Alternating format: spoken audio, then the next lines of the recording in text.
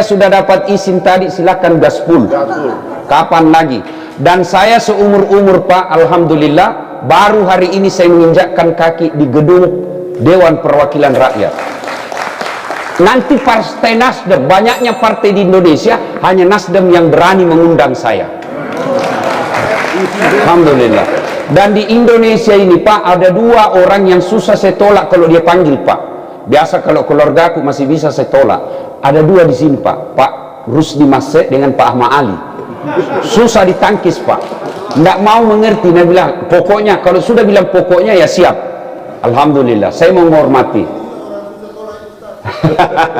Ibu bapak, saudara-saudara sekalian, saya ingin menyampaikan sebuah hadis. Alhamdulillah, Ramadan ini sudah banyak semua amalnya orang Pak. Bayangkan 30 Ramadan, Nabi bersabda, man shoma ramadana imanan wa ihtisaban ghufira lahu ma taqaddama min zambihi. Siapa yang berpuasa di bulan suci Ramadan dengan niat iman dan ikhlas, diampuni dosanya yang telah lalu dan yang akan datang. Satu, puasa. Belum lagi tarawih, belum tadarus, belum sedekahnya Bapak, iktikafnya, zikirnya. Betapa banyak pahala Ramadan ini, dikumpul amal-amal kita. Tapi kata Nabi, kalau kau sudah kasih banyak amal mudah saat, hati-hati kok, jangan sampai hancur karena perbuatanmu sendiri. Ibaratnya kau kumpul kayu, jangan kau biarkan dimakan api. Kau kumpul amal, jangan sampai hancur itu amalmu gara perbuatanmu sendiri. Maka sahabat bertanya waktu itu, ya Rasulullah, adakah sifat yang menghancurkan amal-amal kami? Kata Nabi, ada. Nah, inilah yang oleh-oleh buat Partai Nasdem. Saya cinta kepada Partai Nasdem, anggota DPR Partai Nasdem, maka saya berikan oleh-oleh agar Bapak tidak hancur amalnya. Apa itu kata Nabi? Sittatu asyain tuhbitul amal. Ada 6 sifat yang menghancurkan amal kebaikanmu. Sehingga nanti ketika kita cari, ya Allah, mana puasaku 30 tahun? Mana sedekahku bagi-bagi sembako? Bagi-bagi jilbab? Bagi-bagi sarung? Mana semua pahalaku? Allah lalu berfirman, memang ada pahalamu, tapi hancur karena kau hancurkan sendiri. Nah, apa gerangan penghancur amal? Kata Nabi yang pertama, al-istighalu bi'uyubil khalqi. Suka sekali cari jeleknya orang, nah lupa jeleknya dirinya sendiri. Ini yang banyak di medsos.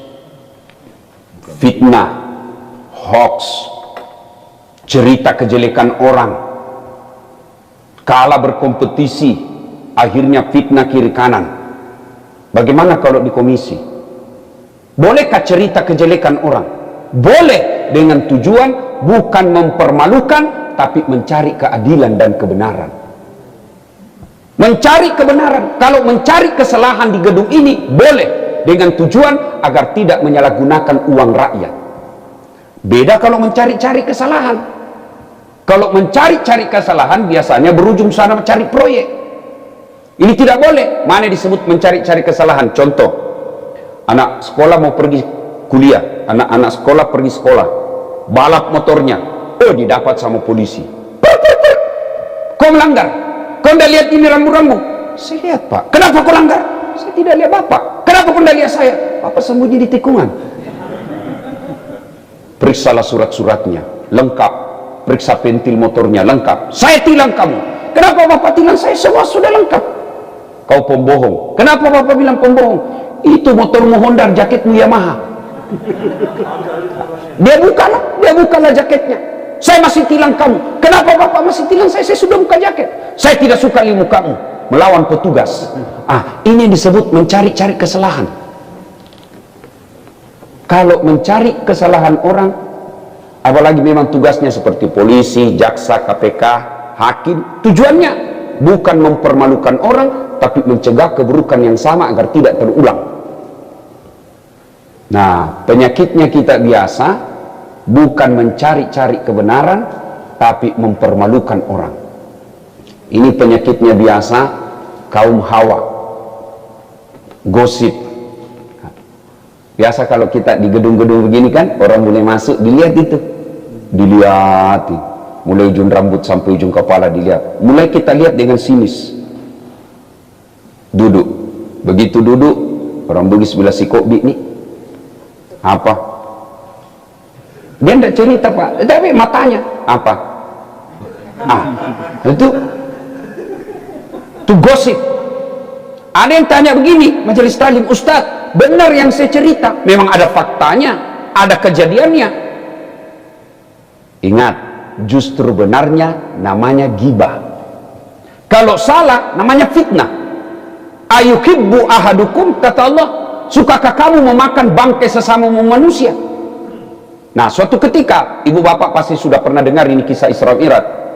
Ketika Nabi diperlihatkan ada wanita yang cantik, kukunya terbuat dari tembaga api neraka, dia cakar-cakar mukanya, lalu dia makan bangkai orang mati di depannya. Nabi berkata, Jibril, siapa itu? Dia tahu cakar, dia tahu sakit, dia cakari mukanya, dia tahu itu bangkai tapi dia makan, belem-belem betul. Siapa dia Jibril? Jibril menjawab, itulah umatmu yang suka menceritakan kejelekan orang lain. Auzubillah min zalim. Bapak ibu yang suka cerita-cerita kejelekan teman, habis pahala Pak, habis. Saya kalau dikasih, ada orang datang sama saya, Ustaz, tidak suka gitu. Kenapa kau bilang dek? Suka nak cerita ki? Alhamdulillah, dia suka saya itu. Maksudnya Ustaz, karena nanti amalnya dia kasih saya. Itu orang cerita kejelekan kita, Pak, alhamdulillah, dia ambil nanti kita punya dosa. Kebaikannya kita ambil. Itu kan pernah dikisahkan. Atadruna manil muflis, kata Nabi, kau tahu tidak orang yang bangkrut di akhirat? Yang tidak sholat ya Rasul, yang tidak puasa? Oh tidak, dia puasa, dia sholat, dia haji, dia sedekah. Kalau begitu siapa ya Rasul? Nabi menjelaskan, jarusu wa khati'ur rahim, tetangga yang jahat sama tetangganya dan yang suka memutuskan tali persaudaraan. Kok bisa ya Rasul? Ya, padahal baik sholatnya. Kata Nabi, iya, dia setor sholatnya. Ya Allah, ini sholatku. Datang teman dapilnya. Tunggu dulu Tuhan, pernah saya sama-sama caleg. Dia fitnah saya, dia sebarkan foto-foto pornoku, dia sebarkan fitnah, katanya mobilku hasil korupsi. Akhirnya saya kalah, padahal habis uangku 4 miliar. Saya jual warisan orang tuaku. Gara-gara fitnahnya, saya kalah.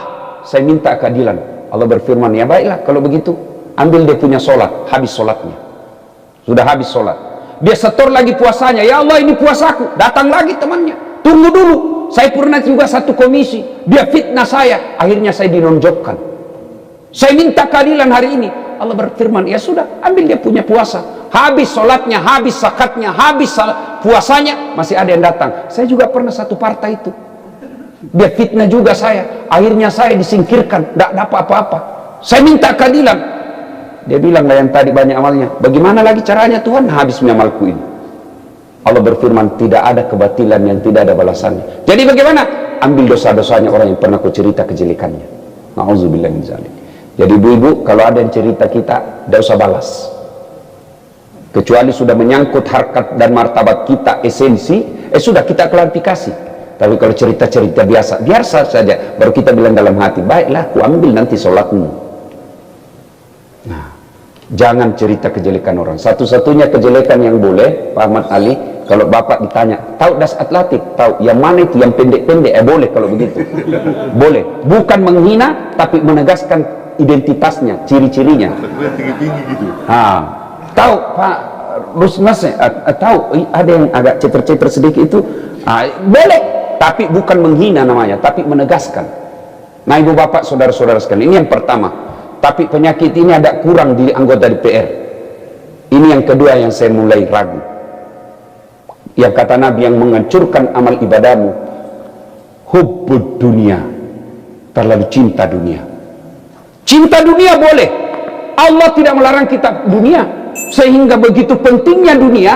Dalam doa sapu jagat disebutkan dulu fid dunia hasanah wa fil akhirati hasanah. Dunia dulu, perbaiki duniamu. Tidak mungkin kau bisa dapat kesejahteraan akhirat kalau kau tidak melalui dunia.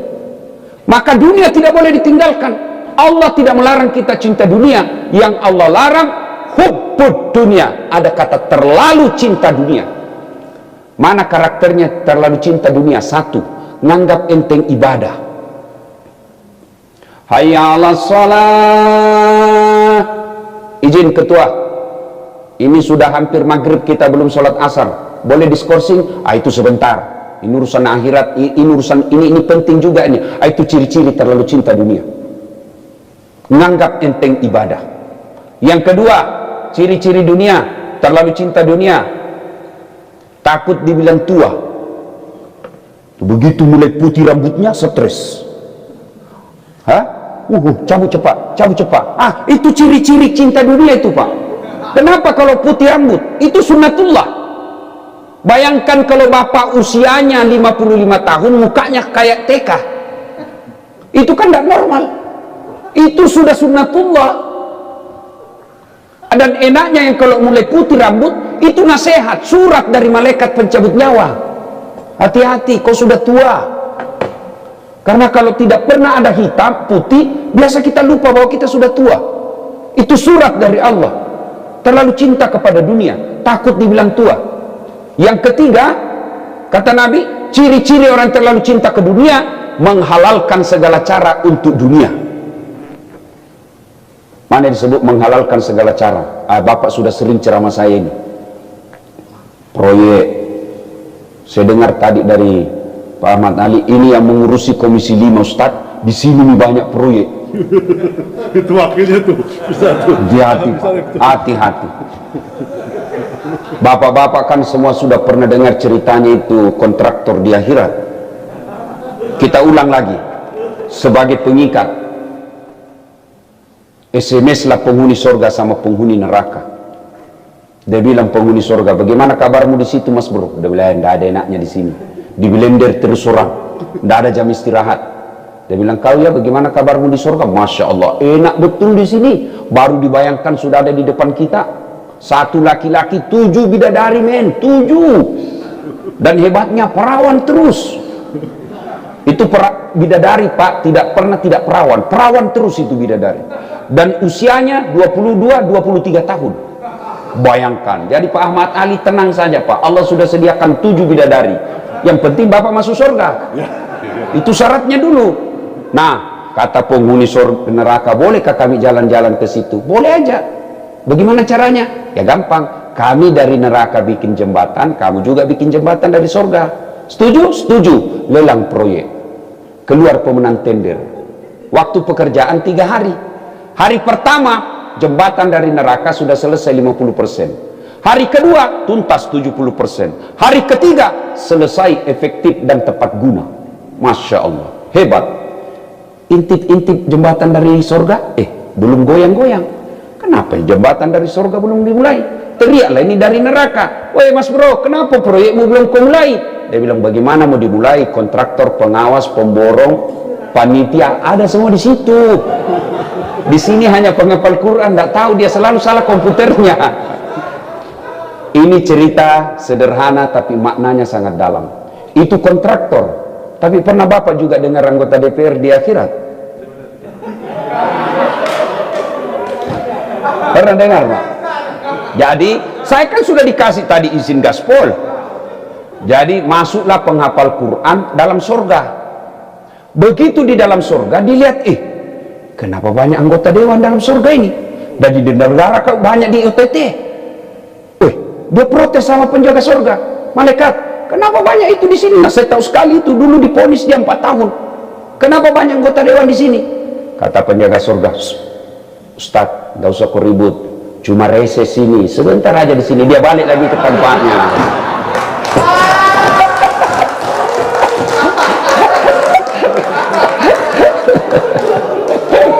Ya Bapak, saudara-saudara sekalian,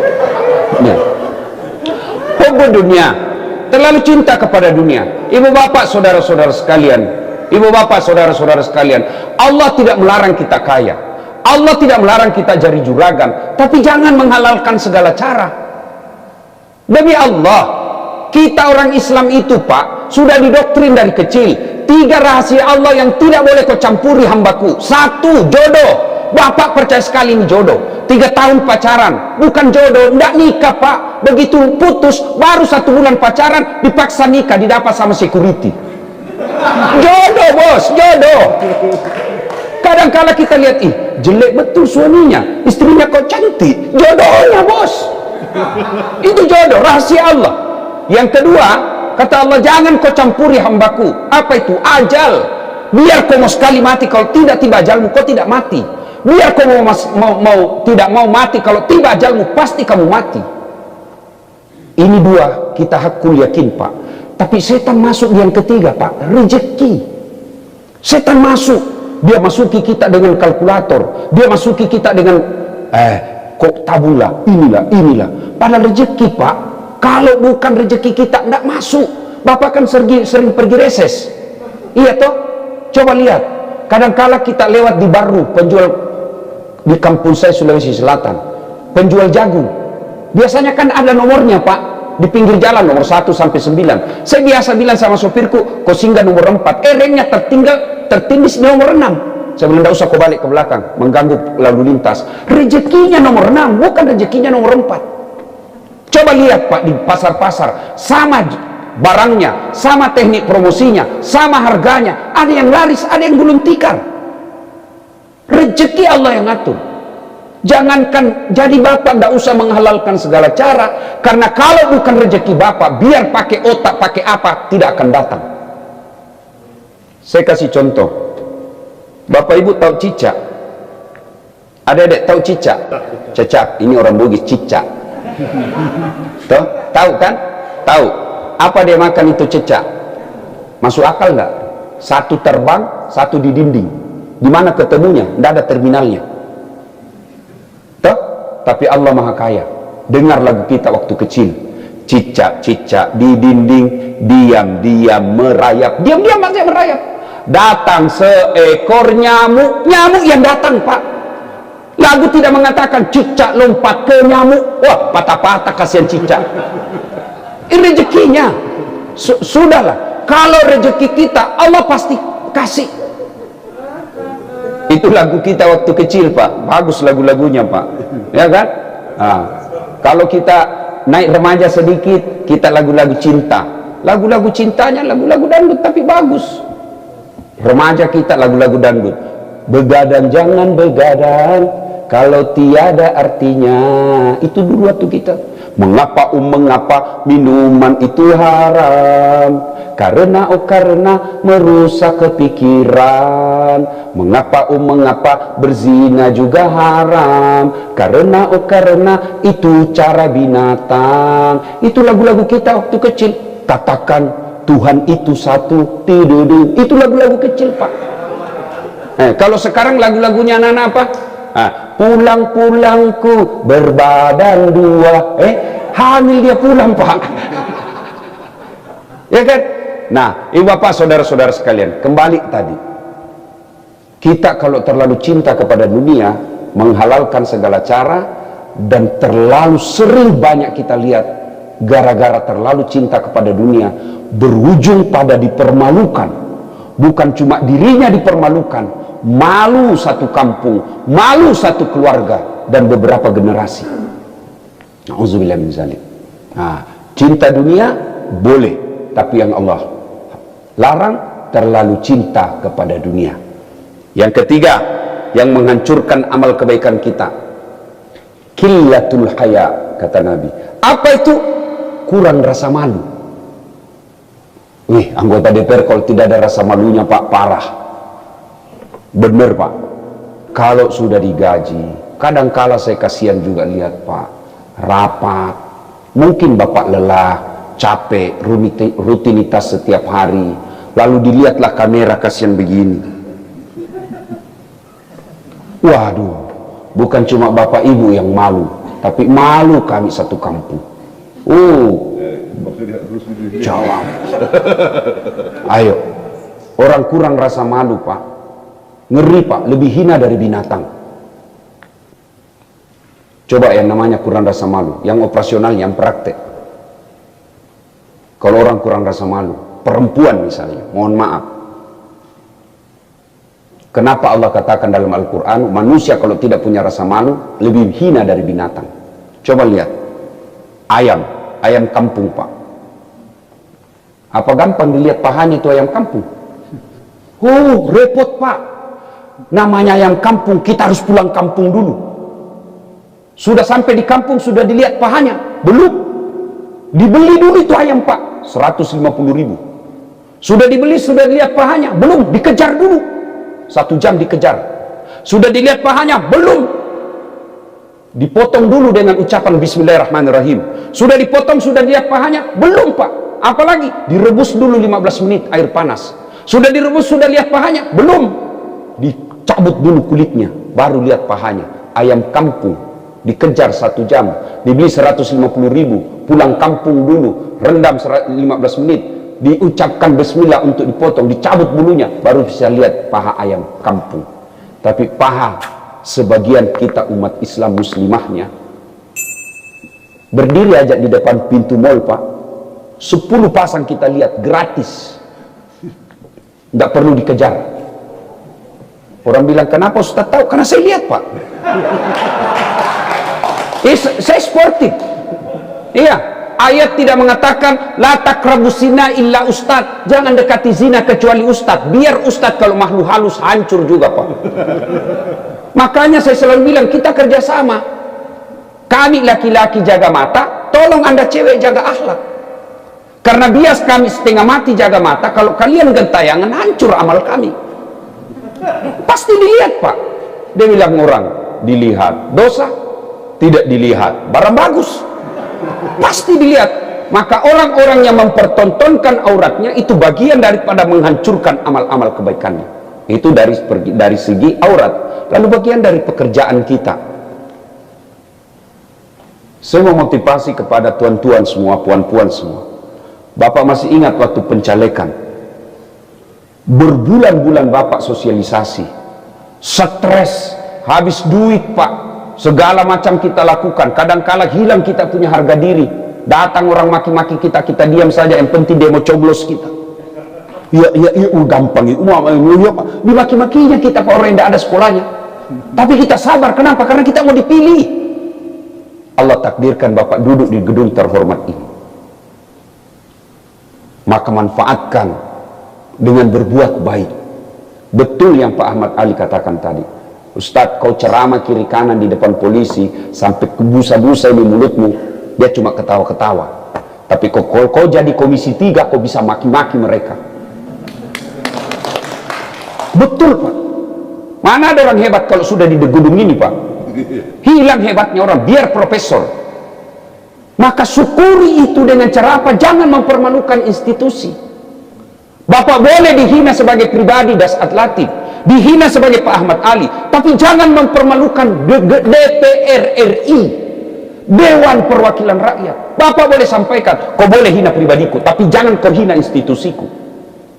Dan itu bisa kita katakan begitu kalau kita punya kinerja yang baik. Saya mengambil lahan untuk masuk surga dengan berdakwah. Mudah-mudahan dengan dakwah itu Allah senang sama saya dan saya bisa masuk surga. Maka bapak-bapak, ibu-ibu yang dipilih menjadi anggota DPR, lahan bapak masuk surga, ya ini, di dewan ini Pak. Kasihan kita kalau sudah habis waktu, habis tenaga, ternyata kita dibully di masyarakat karena kita tidak punya prestasi. Coba, saya masih ingat itu waktu apa ribut-ribut Omnibus Law apa namanya itu. Kan ada yang berkata, oh ini hanya salah ketik. Saya bilang, la haula wala quwata illa billah. Digaji ratusan juta hanya salah ketik menyangkut hajat hidup orang banyak. Apa bapak tidak siap ditanya nanti di akhirat? Salah ketik Pak, menyangkut hajat satu Republik Indonesia, itu pasti ada tanggung jawabnya nanti di akhirat. Kenapa bisa terjadi seperti ini? Karena kita tidak malu. Saya aja masuk mengajar, gelar saya S3, kalau saya ada salah ketik didapat sama siswa saya malu Pak. Mahasiswa saya bilang, S3 baru dongo, S3 baru beleng-beleng. Kan malu kita Pak. Kita selalu disebut dewan yang terhormat, tapi kita tidak bekerja dengan terhormat. Ini orang kalau tidak punya rasa malu, itu yang begitu dianggap biasa. Maka kata Nabi, kurangnya rasa malumu itulah yang akan menghancurkan amal-amalmu. Yang keempat, yang akan menghancurkan amal kebaikan kita. Yang keempat, kata Nabi, Qaswatul qalbi. Oh ini susah Pak. Ini mohon maaf, saya sudah izin tadi, Pak Ahmad Ali sudah bilang, Pak Sahroni saya sudah izin tadi sama Pak Ahmad Ali, silakan gaspol. Nah, maka ini yang paling susah Pak, dan bisa potensial kita punya penyakit. Qaswatul qalbi, susah dinasihati.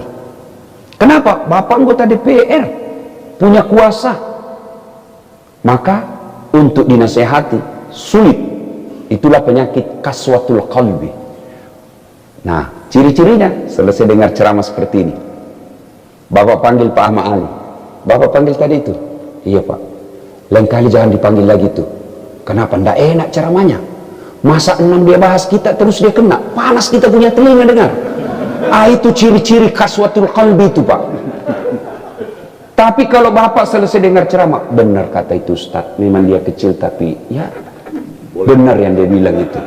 Memang saya yang dikena itu semua. 6 dia bahas, 4 mengenai diri saya, tapi Allah tidak akan menutup pintu tobat. Mulai hari ini saya memperbaiki diri.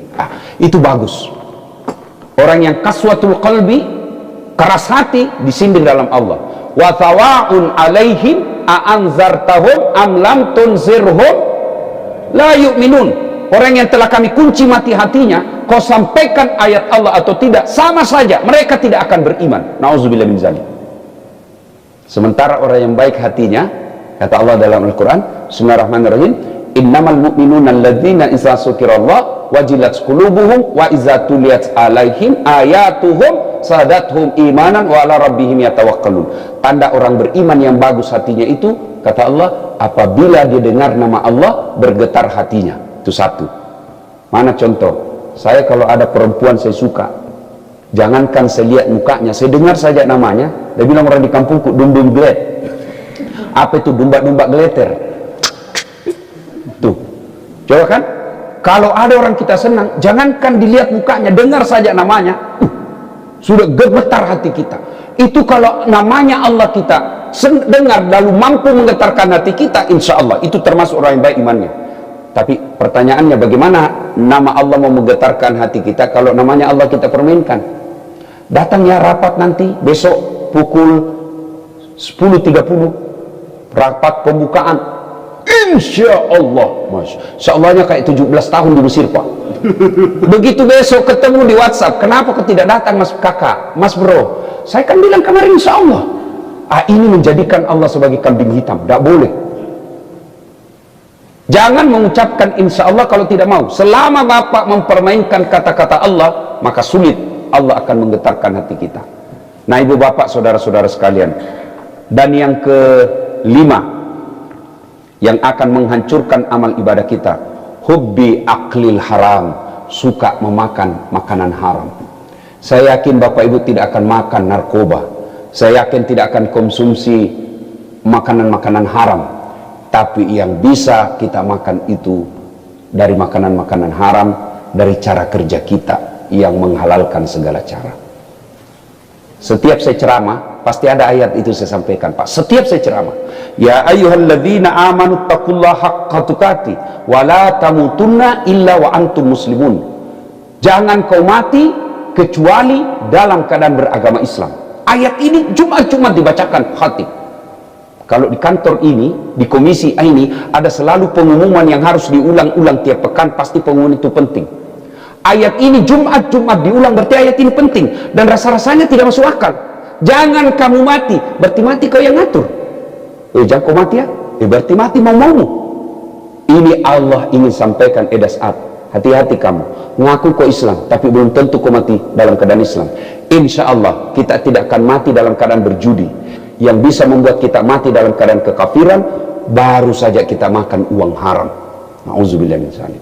Makanya itu Allah ingatkan terus tiap Jumat. Dan yang keenam, yang akan menghancurkan amal kebaikan kita, kata Nabi, dzalika bima adzau, keperbuatan zalim yang tidak bisa dihentikan. Allah tidaklah mencela ketika kita berdosa, tapi Allah mencela kita ketika kita membuat diri kita larut dalam dosa dan maksiat. Dosa tempatnya manusia, Kalau begitu, siapa orang baik Ustaz? Orang tidak punya dosa. Kalau orang baik tidak punya dosa, maka tidak ada isinya orang baik dunia ini. Mana ada orang tidak punya dosa? Jangankan Bapak Ibu sebagai anggota DPR, jangankan Dasat Latif, kita di hidup zaman sekarang ini. Para nabi punya dosa, Pak. Nabi Adam, dosa, makan buah khuldi. Nabi Nuh, dosa, gagal mendidik anak dan istrinya. Nabi Yunus, pernah sangka buruk kepada Allah dalam dakwah, itu nabi. Apalagi kita.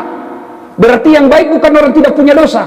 Orang baik, kata Imam Al-Ghazali, adalah orang yang dia berdosa, lalu dia sadar dengan dosanya, dan dia tidak mengulangnya. Saya banyak dosa Ustaz. Datang anak muda kepada Nabi, ya Rasulullah saya pendosa. Kata Nabi, tobat kau. Tapi keulangnya lagi ya Rasul. Kata Nabi, tobat kau lagi. Keulang lagi ya Rasul, tobat kau lagi. Ya Rasulullah, kalau begitu dosaku banyak. Nabi tersenyum dan bersabda, dosamu banyak, ampunan Allah jauh lebih banyak.